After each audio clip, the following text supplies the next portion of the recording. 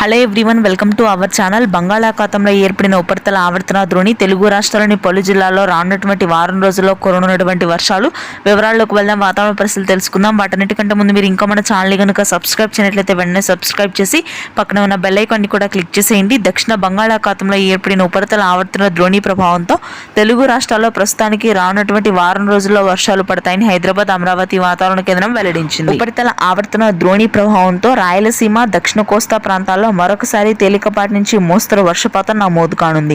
నెల్లూరు, ప్రకాశం దక్షిణ ప్రాంతాలు, చిత్తూరు, కడప వ్యాప్తంగా తేలికపాటి నుంచి మోస్తరు వర్షాలు ఉంటాయి రానున్నటువంటి వారం రోజుల పాటు. జనవరి మొదటి వారంలో ఈ వర్షాలు నెల్లూరు, ప్రకాశం జిల్లాల్లో అత్యధికంగా విస్తరించే అవకాశం ఉంది. మధ్యాంధ్ర, ఉత్తరాంధ్ర జిల్లాల్లో ప్రస్తుతానికి పొడి వాతావరణం కొనసాగుతుంది. ఇదే వాతావరణం కొనసాగే అవకాశం ఉంది. రానున్నటువంటి 10 రోజుల పాటు ఉష్ణోగ్రతలు పెరుగుతాయి. ఎటువంటి వర్షపాత సూచన లేదు. ఇక తెలంగాణ వ్యాప్తంగా భిన్న వాతావరణం కనిపించే అవకాశం ఉంది.